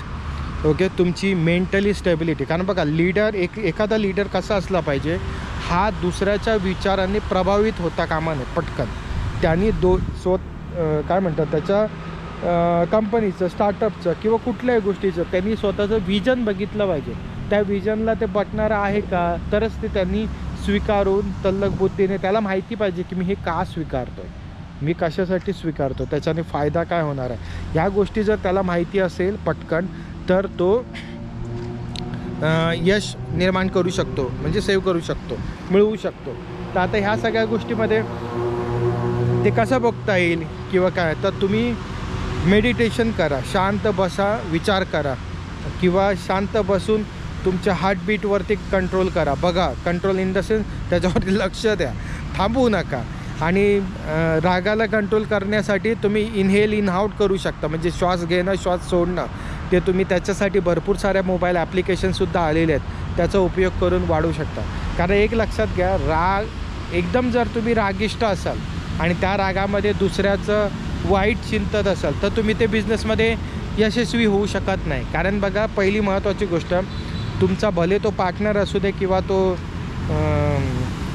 मेंबर असू दे, बोर्ड मेंबर किंवा तो कर्मचारी, तुम्ही त्यांच्याशी भांडून तुमच्या कंपनीमध्ये काय मोठेपण आणणार आहे? काही नाही आणणार आहे. तुम्हाला एखादा विषय पटला नाही ना, त्याच्याबद्दल पटत नाही, तुम्ही मेमो काढा, मीटिंगमध्ये बोलवा, त्याविषयी मांडा आणि त्याच्यावरती चर्चा करा. त्याच्याने फायदा काय होतो तो विषय सगळ्यांना समजला होता. पण त्याच्यामध्ये नुकसान पण असं आहे की त्या व्यक्तीला पर्सनली राग येऊ शकतो की माझा विषय मीटिंगमध्ये काय घडला, पण ॲक्च्युली तो चांगला असतो का, कारण आपल्याला त्या व्यक्तीबद्दल राग नाही आहे, त्या विचाराबद्दल राग आहे आणि म्हणून तो आपण मीटिंगमध्ये मांडतो. हीच गोष्ट माझ्या बाबतीतसुद्धा झालेली आहे आणि म्हणून मी त्याचं एक म्हणतो ना जिवंत उदाहरण घडलेलं आहे ते मी तुम्हाला सांगतो. आणि मीटिंगमध्ये झालेलं बरंच असतं का, कारण त्याचा तुमच्याकडे मेन रिपोर्ट असतो. तो रिपोर्ट जो काय तुम्ही बोलताय, लिहिताय किंवा रेकॉर्ड करून ठेवता ते तुमच्याकडे असतं की एखाद्याबद्दल तुमचं मत ते का होतं. आणि ते मत बदलू शकतं ना ऑब्व्हियसली. त्यांनी म्हणाला की नाही उद्यापासून मी अशा पद्धतीने वागणार नाही किंवा करणार नाही, झालं बदललं, तो व्यक्ती चांगलाच आहे. पण ही ती गोष्ट त्यांना समजण्यासाठी ते लहान होते मेंटली आणि म्हणून त्या आमच्या बोर्ड मेंबर मंडळाला काही जणांना समजायचंच नाही. तर माझं म्हणणं तुम्हाला असं राहील की तुमच्या बोर्ड मेंबरना हे सगळ्या गोष्टी समजायचं असेल तर तुम्हाला त्यांना त्यावेळीपासून सुरुवातीपासून ट्रेन करणं गरजेचं आहे. जिथपर्यंत ते ट्रेन होत नाही तिथपर्यंत बिझनेसला हात घालू नका. तो कितीही म्हणाला की मला समजतं, नको. आणि समजत असलं तर लिखापट्टी करा. लिखापट्टीने फायदा हा होतो की तो तुमच्या विरुद्ध घाणेरडा बोलेल, तुमची बॅड पब्लिसिटी करेल लोकांसोबत, पण तो कायद्यामध्ये तुम्हाला अडकवण्याचा प्रयत्न करणार नाही. सर्वात इम्पॉर्टंट एक लक्षात घ्या. हां, तसा अडकवायचं म्हणालं तर त्याचे भरपूर माध्यम आहे, ते लोक करतातसुद्धा. पण सांगण्याचं तात्पर्य काय की तुम्ही तुमचे एव्हिडन्स बनवून ठेवा, तुम्ही तुमच्या लिखापट्टी रेकॉर्डिंग्स या सगळ्या करून ठेवा, जेणेकरून त्याचा फायदा होईल. आणि खरंच आधी तुम्हाला वाटतं आहे का हे मोठं होईल, कारण स्वतःवर विश्वास असल्याशिवाय तुम्ही कुठलीही गोष्ट करू शकणार नाही. ओके. व्यायाम करा स्वतःला, बॉडी. जसं आता मी तुम्हाला सांगतो की आपण कुठल्या पण महान पुरुषाला किंवा ॲक्टर, कुठला स्पोर्ट्समनला आपण आयडल का म्हणतो, तो चांगला का खेळतो, तो चांगला का ॲक्टिंग करतो किंवा तो दिसतो का चांगला, तो त्याची फिजिक चांगली का आहे, किंवा एखादे थोर पुरुष, महापुरुष आपले महाराष्ट्रातले किंवा भारतातले असे का झाले, त्यांचा पाठोपाठ काय होता. तर ह्या सगळ्या गोष्टी जिम्मेदार असतात त्या व्यक्ती घडण्याच्या पाठीमागे. तर तशाच पद्धतीचं तुम्ही तुमचं आचरण, तुमचा दिवसक्रम चालू ठेवला पाहिजे, जेणेकरून तुम्हीसुद्धा त्यांच्यासारखं होऊ शकता. कारण तुम्ही जिथपर्यंत आयडल बनणार नाही ना तिथपर्यंत कंपनीचे बोर्ड मेंबर किंवा कंपनीचे कस्टमर, ग्राहक किंवा एम्प्लॉय हे तुम्हाला रोल मॉडेल मानणार नाही. हे लक्षात घ्या कधी पण. कारण मला एवढं माहिती आहे की माझं कोणीही दुश्मन असला तरी माझ्या दुश्मनाला पण माहिती आहे की मी काय आहे. मी माझ्या सकाळी उठल्यापासून रात्री झोपेपर्यंत मी कुठल्या गोष्टीला, कामामध्ये किती व्यस्त असतो किंवा काय करतो ते. तशा पद्धतीची तुमची छाप लोकांच्या समोर पाडणं गरजेचं आहे. त्याच्याशिवाय परत नाही. मतं असू दे, तुमच्या विरुद्ध मतं किती पण खराब असले त्याच्याशी देणं घेणं नाही, ती प्रत्येकाशी आहे. त्याला लोकांनी देवाला पण सोडलं नाही. तर आपण काय आहे, मग ते सांगण्याचं तात्पर्य काय, आपण आपल्या कामावर ठाम राहायचं. रिझल्ट महत्त्वाचा आहे आणि आपल्या यशाचा पाठपुरवठा करत राहणं गरजेचं आहे. ओके, पण 43 मिनटं झाली. हां, ओके. आता याच्यानंतर राहिलं आहे काय, ओके, काही एक नॉर्मल टिप्स घेऊया फक्त. कष्ट आणि मेहनत कशा पद्धतीने करायचं हे तुम्हाला माहिती पाहिजे. ओके. त्याच्यानंतर म्हणजे फॉर एक्झाम्पल राजूचा दुग्ध व्यवसाय उदाहरणार्थ आपण पहिल्या अडचणीच बघणार आहे, त्या कुठल्या येणार आहे, त्याला फेस कशा द्यायच्या. किराणा मालमध्ये अडचणी कुठल्या येणार आहे, त्याला फेस कसं द्यायचं हे तुम्हाला आधीच माहिती पाहिजे. ओके. त्याच्यानंतर प्रत्येक पाऊल, हे सर्वात महत्त्वाचं आहे की जे मी सुद्धा स्वतःच्या याच्यामध्ये आत्मसात केलेलं आहे की बिझनेस सुरू करताना आपल्याकडे ज्यावेळी पैसा येतो, कुठला पण मोठा सेल झाल्याच्यानंतर, तर तो पैसा आल्या आपण एखाद्या गोष्टीवरती, एखाद्या आपल्याला आवश्यक गोष्टीवरती इन्व्हेस्टमेंट करू नका. पहिली गोष्ट तो पैसा डिवायडेड करा 6 महिन्यामध्ये, 1 वर्षामध्ये, आणि प्रत्येक त्याचा जो काय वाटा येतो, तो प्रॉफिटचा जो काय वाटा येतो तुम्ही तो महिन्याला खर्च करा. त्याच्याने तुम्हाला थोडासा त्रास येईल, असं वाटेल की बाबा हा पैसा इथे टाकल्यावरती माझा बिझनेस वाढेल. पण कसं आहे, ज्यावेळी तुम्हाला स्टेबल इन्कम असेल, म्हणजे एक तुम्हाला माहिती आहे की माझी फॉर एक्झाम्पल असं पकडूया 10 लाख रुपयाचं तुम्हाला मिळालं, तुम्ही 10 लाख डिवायडेड केलं तर 12 महिन्यामध्ये आता तुम्हाला 80,000 ते 60,000 70,000 तुम्हाला महिन्याला मिळणार आहे. तर तुम्हाला एवढी गोष्ट आहे की 70,000 मला मिळणार आहे, तर मी त्या 70,000 रुपयामध्ये माझं राहणं, खाणं, फिरणं किंवा माझा बिझनेस हँडलिंग खर्च हा मी करू शकतो. म्हणजे त्याच्याने तुम्हाला पैसा पुढच्या महिन्यात आलाच पाहिजे ह्याचं टेन्शन नसणार आहे किंवा बर्डन नसणार आहे. आणि मग एक्झॅक्टली आता जर बर्डन नाही तर मग तुम्ही काम कसं करणार? तर मी मगाशी बोललो तसं, तुम्हाला तुमचा पॉझिटिव्हनेस हा कुठल्या महापुरुष म्हणजे महापुरुष किंवा थोर पुरुष किंवा इतर बुक्समधून किंवा व्हिडिओमधून मिळेल, त्याच्यापेक्षा तुम्हाला हे समजलं पाहिजे की तुम्ही एकदा ठरवलात आहे तर ते तुम्हाला काम करायचंच आहे. हे जर तुमच्या मनाला माहिती आहे तर मी म्हणतो त्याच्यानंतर पॉझिटिव्हनेसची गरज नाही. तुम्हाला सकाळी उठायला पण होईल आणि रात्री झोपसुद्धा लागेल किंवा मोबाईलवरती बघण्याची गरज नाही. चुकीच्या व्यसनामध्ये अडकून राहणं गरजेचं आहे. आणि व्यसन म्हणजे काय की तुम्ही त्याच्यामध्ये डुबूनच आहात, म्हणजे की काय म्हणते दुसरा विचारच करत आहे, रात्री प्यायचे दुपारी झोपून राहायचं, असे माणसाला व्यसनी दिन म्हणतात, हे लक्षात घ्या. ओके, कारण ह्यांच्याकडे आता जेवढे फॉरेनमध्ये फिरून बघितलेलं आहे ना, ते इथे रात्रीचे पितासुद्धा सकाळी कामाला जातात, लक्ष ठेवतात, जिम पण करतात, सगळ्या गोष्टीवरती कंट्रोल आहे त्यांचा. ओके, तर तो एक त्यांचा एक म्हणतात ना की जसं आपण जेवतो तसं आहे. आता जेवण पण एक प्रकारचं व्यसन आहे. जेवण जर तुम्ही एक टायमाला जेवलात ना, एक महिनाभर जेवून बघा, एक टायमालाच फक्त खाणार, कुठल्या मध्ये मागे काय कुरकुरे किंवा कुठले चिप्स खात नाही आहे. हे जर असं केलात ना, तुमच्या बॉडीमध्ये किती बदल घडेल तो बघा. ओके, तर अजून काय राहिलं आहे?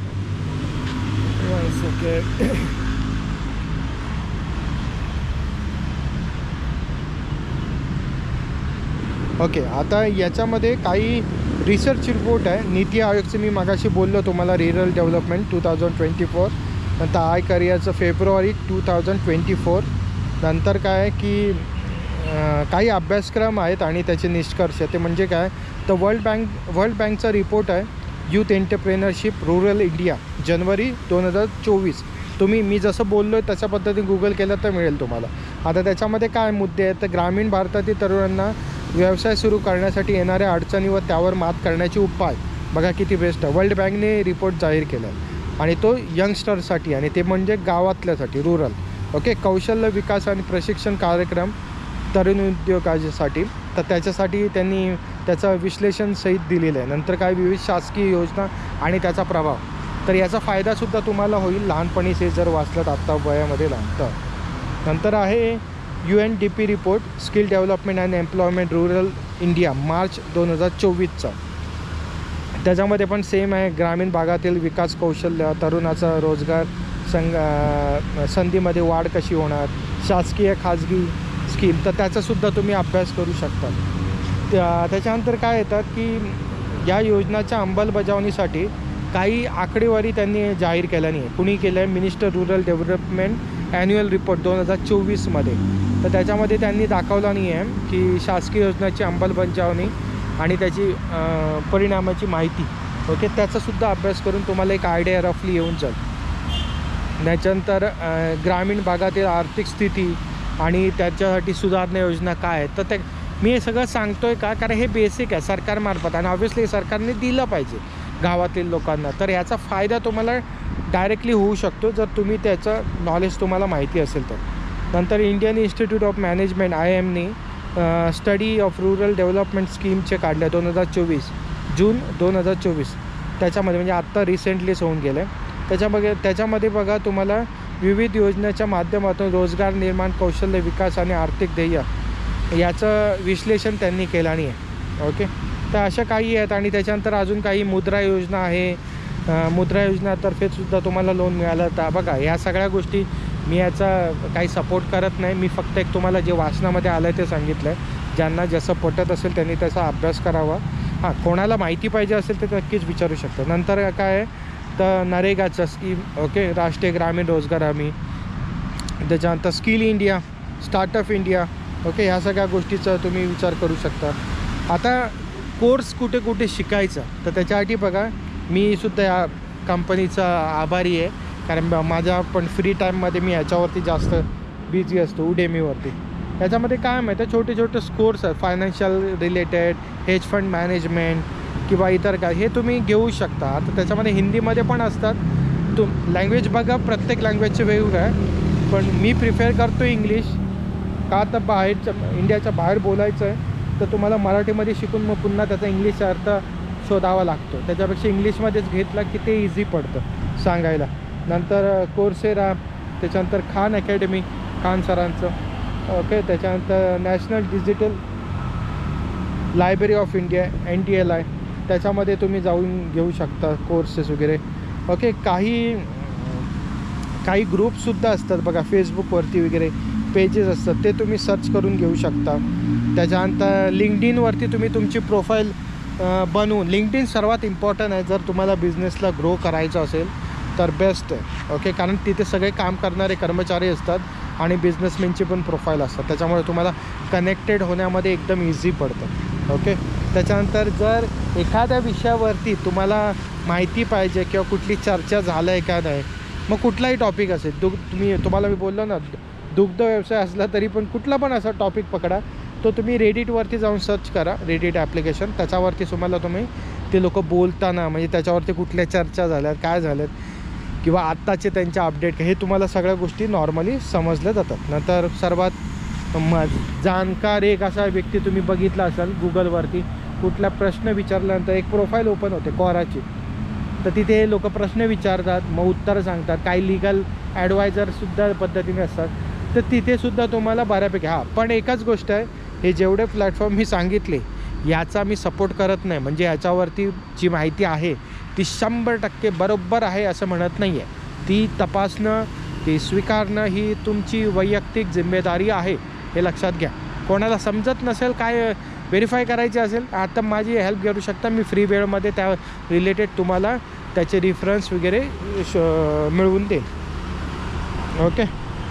तर बस इथपर्यंतच होता. व्हिडिओ आवडला असेल तर शेअर करा, लाईक करा, आणि चॅनलवरती नवीन असाल तर सबस्क्राईब करा. Thank you so much. मिळूया पुढच्या नवीन व्हिडिओमध्ये.